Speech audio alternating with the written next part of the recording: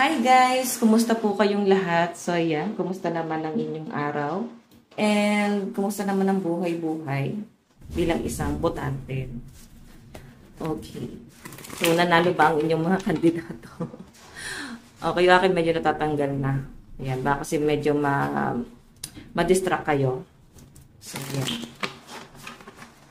Tingnan natin guys.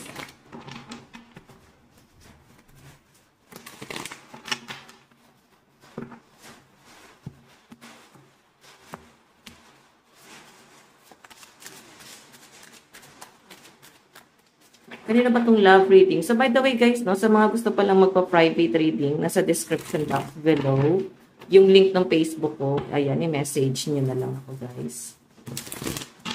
Tignan natin, kanina ba itong love reading?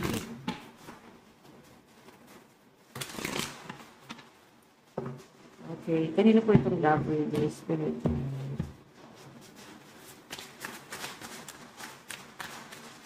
Medyo malakas lang ang ulan, guys, dito. Okay, so guys, meron tayong Ace of Cups. Nako, mahal na mahal ka ng person mo. Pero tignan nyo naman yung energy mo. Queen of Swords. I think nandun ka sa point na parang pinagdududahan mo yung intention na tong taong to, no? Pwede ito yung taong kadil mo ngayon. Pwede ito yung taong iniisip mo, nakakausap mo. Pero pinagdududahan mo yung intention niya. Parang yes, kinakausap mo siya, pero medyo ano ka pa rin, nagsiset ka pa rin ng boundaries sa pagitan yung dalawa. And siguro ang dami ng trauma pinagdaanan mo sa mga past relationship, like parang pinirahan, ginamit, mga ganong scenario. And etong bagong pwedeng nakakasalamuha mo ngayon, yung pinapakita sa akin guys, mataas yung chance na hindi ka masyadong nag-o-open sa kanya. Pwedeng ng mga success mo o ano man yung mga ganap mo sa buhay. Kasi parang natuto ka na. Medyo limit ka na sa mga galaw, no? Sa mga ganap mo sa buhay. Titignan pa natin. Okay, kanina tong love reading. Pero guys Ace of Cups overwhelming. Overwhelming. Overflow. Okay, parang Ace of Cups parang nag-uumapaw yung pagmamahal niya sa inyo. Water sign energy, no? Ayan, water sign pa rin. Cancer, Pisces, Scorpio. So, nakikita ko, guys, pwedeng may blessing na paparating dito sa connection nyo. And pwedeng may, ayan, kundi lang blessing, good news, and wish card din, guys, ang Nine of Cups. So, pwedeng magkakaroon ng katuparan. Pwedeng yung hinihiling nyo. Partnership kasi kayo. Hindi lang kayo, guys, parang the lovers, no? I think, mas okay yung ganito. Mas nagkakaintindihan kayo. Kasi pagka nandun yung mas umiiral yung love doon sa relationship, guys, mas nagiging toxic. Kasi ito, guys, nakikita ko parang mas matalino kayo. Ayan. Or same lang kayo, guys, na mas matalino, merong mas importante kaysa sa puro pagmamahal. Okay? Titingnan natin.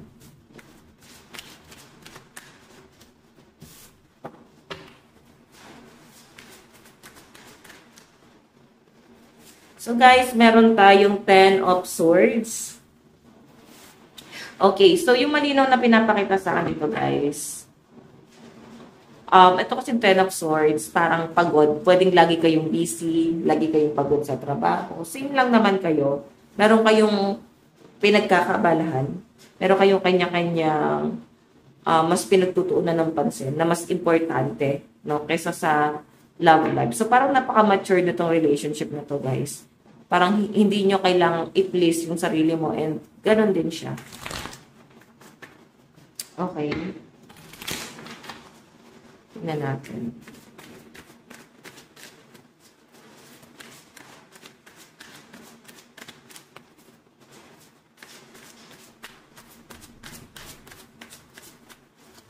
Meron tayong 4 of Swords.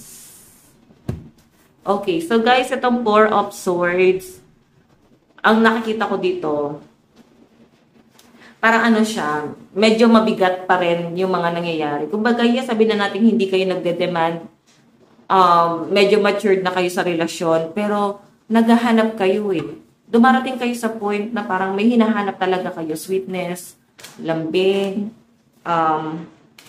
Ano ba yung plano ng person mo? Isa yun sa mga hinahanap mo, no?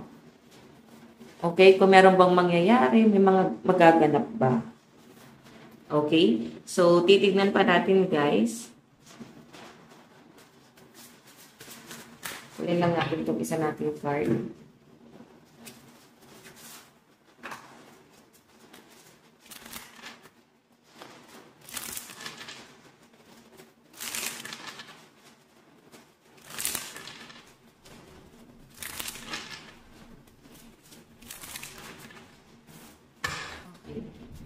Kanina po itong love reading. Cassette. So, nandun yung ano hindi pong yes, naunawaan nyo na busy siya, naunawaan nyo na wala siyang time sa inyo. Pero, nandun ka na rin sa point na nag-overthink ka.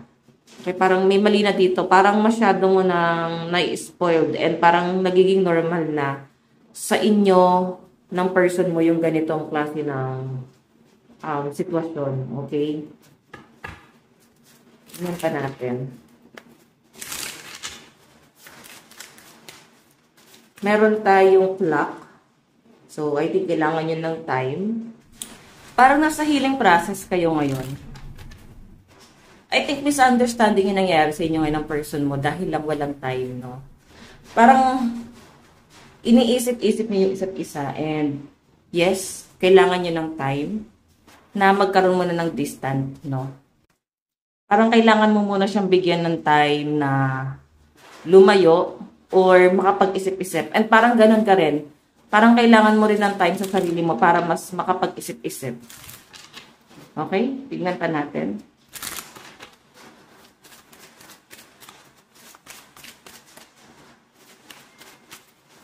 Okay. Kanina itong love reading. Meron tayong soulmate. Soul connection, partnership agreement, soul contract. Okay? So, I think soulmate mo yung person mo. Magkalayo kayo. Mataas yung chance na LDR kayo na tong taong to. And nahihirapan kayong i-work out. Kasi magkalayo na nga kayo eh. Okay? Pwede rin naman kayo, nandito lang kayo same sa Pilipinas, no? Yung pinapakita sa akin dyan, guys, pwede kasi na, yes, magkalayo na nga kayo kasi hindi pa kayo gano'n nag-uusap. Pwede yung isa yung sa mga nagiging issue mo. Bakit hindi kayo masyado nag-uusap? Ba't hindi kanya masyado kinokontak? Okay? May problema ba? Parang gano'n? Pwede may problema ba sa kanya? Tignan natin ha. Kanina pa itong love reading, spirit guide. Love reading. Vote. Receiving what you need, progression arriving. Moving on, closure issue. May nakikita ko dito guys, pwede yung nagiging issue nyo is third party. Okay, yung third party. Sabihin na natin, yes, mahal ka niya ngayon. Pero siguro kasi, ayan, ang nagiging karibal mo is pwedeng malapit sa kanya. And yung naging third party guys, pwedeng yun na nga yung pinipili niya. So parang kailangan nyo muna ng space para ma-realize nyo na, or ma-realize niya na kailangan ka pala niya. So, bigyan mo siya ng time na magkaroon ng realization.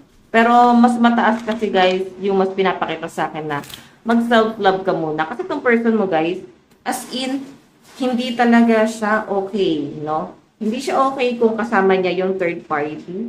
Ang tindi nung ano nila ngayon. Ito kasi, may mga issue kayo na kailangan yung isettle. Okay, pero ikaw ayaw mo nang ayusin pa kasi malinaw na sa inyo kung ano yung gusto mong mangyari. And malinaw na sa inyo ano yung mga parang issue. Okay? Kumbaga parang ano ka na, natauhan ka na sobra-sobra. Sobrang sakit ng ginawa sa inyo ng taong to na parang akala mo sobrang matured lang na tong relasyon na to, na talagang inunawa mo na hindi kayo nag-uusap. Yun pala, may iba na pala siyang kinakausap. Okay? So, I think guys, mas nabibigyan niya ng time ito kesa sa inyo. Yun yung pinapakita sa akin dyan. Parang mas, sa madaling sabi, ito yung mas importante sa kanya ngayon. Time with friends, moving on, happily single, living in the moment, having fun. Okay? Titignan natin guys. Doon tayo sa nararamdaman. Meron siyang nakakausap at feeling niya, nag-e-enjoy siya dun sa taong yon. Okay, iba sa inyo, pwede nagsasama pa kayo, pero ramdam mo na may kakaiba na bakit nagiging distance sa inyo tong taong to. Bakit hindi kanya masyadong kinakausap? So, hindi na normal, no? Parang hindi na magkarelasyon yung turing niya sa'yo. Or, yung, alam mo yon, hindi na tama. May mali talaga. Okay, tingnan natin. Ano yung nararamdaman ng person mo sa'yo ngayon?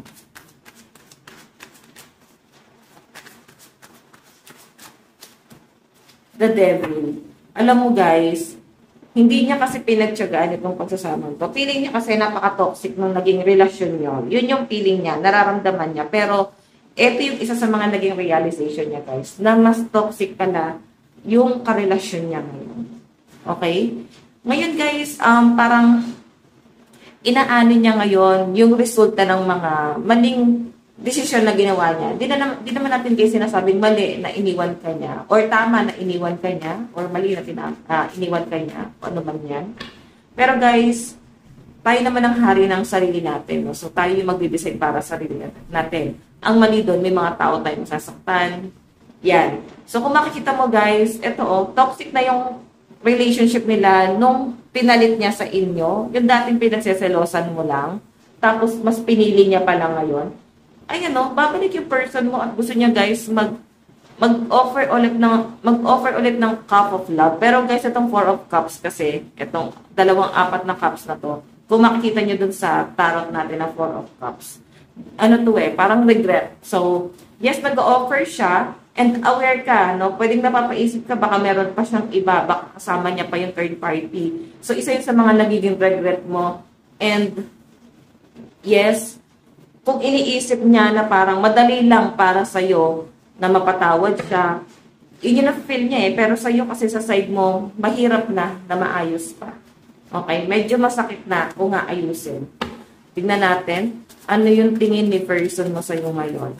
Kasi parang yung person mo, walang paninindigan to, no? Mas malinaw na pinapakita sa akin na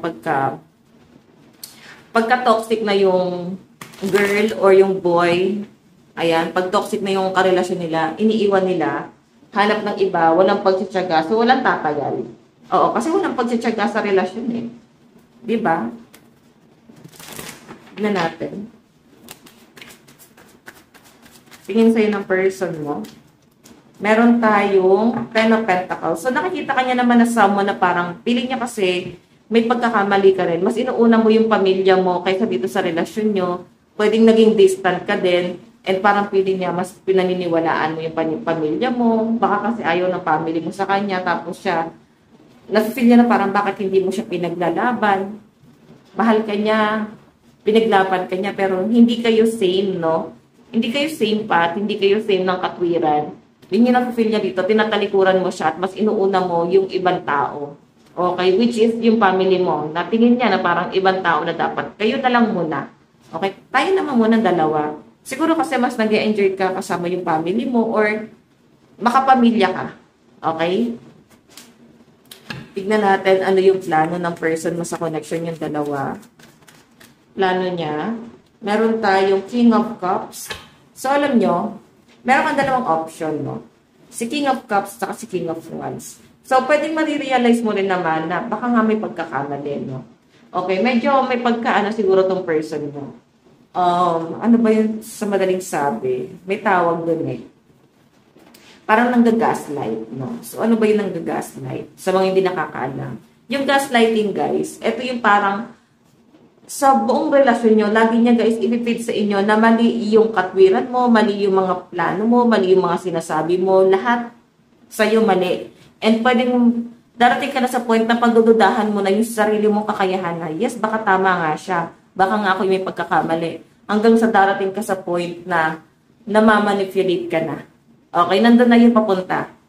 Okay? So, may choice ka dito, no? May dalawang option ka. Pwedeng piliin mo siya ulit or pipiliin mo tong si King of Wands, no? May lalapit sa'yo. Ayan, may lalapit sa'yo. Pero di nararamdaman sa inyo, guys, ng person mo. Yung plano niya, guys, is King of Cups. Okay? Si King of Cups is someone na parang mabait naman siya, pero parang ang komplikado, no? Ang gulo din ng buhay niya. So, sarili niya, hindi niya kayang ayusin. Isipin niyo na lang yun, guys. Di ba? Nagkakaroon pa nga siya ng third party. Outcome. Knight of Pentacles, di ba? Mabagal pa rin. Once na binalikan mo tong taong to, guys, mabagal, no? Mabagal yung mga plano niya, mabagal siya gumawa ng hakbang, walang improvement, no? Mapapansin mo naman mas nag-improve ka pa nang iniwan mo siya. Mas nagkaroon ka pa nang iniwan mo siya. Okay? So guys, again, sabi ko sa inyo, mahal ka na itong taong to, pwedeng bisyo niya lang din kung bakit siya, guys, parang natukso sa iba. Oo. Siguro dahil LDR din kayong dalawa. Tignan natin yung zodiac sign. Okay. Meron tayong Aquarius, Scorpio, Libra, Pisces, Capricorn, and Sagittarius. Oops. Leo, Taurus, Capricorn, Sagittarius, Libra, and Pisces. Energy. Meron tayong Virgo, Cancer, Aries, Leo, Gemini, Taurus energy sa side mo, as side ni person, okay? Yung mga zodiac sign ni person. Okay, nararamdaman mo sa person mo. Meron tayong 9 of Cups. Okay, so meron kang hinihiling, meron kang dinedemand, no? Siguro meron kang gustong mangyari na gawin niya or baguhin niya sa sarili niya. Okay, parang wala kasi, may mali talaga, no? I think itong person na to, medyo depressed to, no? Pag sinabi kasing depressed, wala naman to, guys, ibang nakikitang solusyon, kundi yung sarili niya. Pag depressed kasi, guys, pansin nyo, nagiging selfish sila kasi iniisip nila, ma-overcome na nila yung problema, no? Parang ngayon na nila, so madalas, guys, hindi natin sila pwedeng i-blame din, no? Yung mga dumadanas ng depression. Kasi, kailangan natin silang intindihin kasi medyo sensitive. Pero sa side ng person mo, kung depressed to, ginawa ka na ng masama, so kailangan pa bang intindihin? Diba? Meron ka pang hinihiling, oh? Meron ka pang gustong mangyari and parang inaantay mo na mangyari yon. So, I think meron ka pang ina-expect sa taong to. Ano yung tingin mo sa kanya? Meron tayong the Star. Oh. Nakikita mo siya na someone na masipag naman eh. Nakikita mo siya na someone na goal-oriented, family-oriented, and focus din naman sa inyong dalawa nung kayo pa. Pero kasi the Empress, eto guys abundance siya. Sabihin, maayos na yung pera mo eh. So, independent. So, yung personality mo na to, nakikita ko sa inyo na minsan parang maling tao talaga yung napipili mo. Nakikita ko matalino ka at napaka-independent, no? Yun nga lang guys, mga maling tao, medyo may alam niyo yun, parang nabobobo ka pagdating sa love. Okay? So, yung tingin mo sa kanya, yan, no? Nabubulag ka pa rin. Ano naman yung plano mo? Meron tayong new beginning. Naku, mukhang may wedding pa sa inyo. Or pwedeng, new beginning to guys, pwedeng bibigyan mo ng chance yung sarili mo na magmahal ulit, no? Hindi mo na guys para saktan pa yung sarili mo. Pero siguro kung kasal kayo na itong taong to, pwede i-save nyo talaga yung marriage niyo. Oo, kahit na ganun siya, may mga magagandang katangian itong taong to na nakikita mo pa rin na good, no? Nakikita mo pa rin yung good side niya. Pwede meron siya nagawang pagkakamali, pero mas matimbang yung mga madaming magandang nagawa niya. Ayun. So, I think may mga nare-realize ka pa rin. Outcome. Meron tayo ayan, 8 of Swords, stop. So, sinasabi lang guys, pag-isipan mo, pwedeng magaganda pa rin yung mga nakikita mo sa kanya, pero at the end of the day, ikaw pa rin yung may stuck dito. Ikaw pa rin guys, yung may stress dito sa relasyon na to. Kasi parang ikaw na lang yung doktor na nire-revive itong person mo na pasyente. Okay, itong person mo, nire-revive mo na lang siya para mag-work itong relasyon na to. Zodiac sign sa side mo. Taurus, Gemini, Pisces, Aquarius, Cancer, and Aries. Okay, Scorpio, Virgo, Capricorn, Aries, Sagittarius, and Leo. Oops. Capricorn, Taurus, Libra, Sagittarius, Scorpio, Leo, and Capricorn. Patay na 3 cards. Saan napapunta yung relasyon nyo? Yung connection niya, the runner, hahabol siya sa inyo eh. Pero guys, for my opinion, medyo ano na yan. Mauulit lang. Oo. Sunglass. Nakatingin pa rin siya sa inyo. Ayan, ano ba? Ayan, Cupid's arrow. Okay, nakatingin pa rin yung person mo sa inyo. May hahabol sa inyo and may new person. Kasi Cupid arrow, ayun no, love, faith, love. Okay, have faith, love is coming, surprise, invitation, meeting, hesitation. So, pwedeng merong bagong taong paparating sa buhay mo, pero meron din past person na posibleng humabol sa'yo. Okay? So, pag cheating na guys, parang hirap ng ayusin. Totoo lang. Ang laki na ng trust. Pag ganun. Okay, tingnan natin yung love advice. Children. Ayan, siguro ito rin yung kinoconsider mo dun sa person kasi pwedeng may anak kayo. Meron tayong passion. Okay? So, nakikita mo pa rin yung person mo na parang sincere pa rin kayo sa isa't isa. Mahal niyo pa rin. And parang mabibigyan talaga siya ng second chance. So, mataas yung chance na mapagbigyan mo pa tong ex mo. Okay, wedding. I think isa-save niyo yung wedding. Marriage niyo pala, sorry. Or pwede naman kasi guys na ikakasal kayo. Okay? Message ni person sa'yo. Okay. I know I was a distraction from your team. Di ba alam niya, aware siya na nasaktan ka niya. It was my fault, but I blame you. Medyo, ano nga siya. Pag ganyan, parang medyo, ano yan eh, manipulated. Manipulated, oo. Kasi parang, kasalanan niya, pero babalik ta rin niya. Para ikaw pa rin yung magmukhang mali. Pwede ngayon nga, sabi ko kanina, may pag-gaslight na nangyayari. Okay? So, meron tayong, I worry myself and work to forget you. Ayan, nagpapaka-busy pala para di ka maisip. So, yun guys, ito lang po ang inyong reading. Maraming salamat. God bless and love you all. Bye-bye!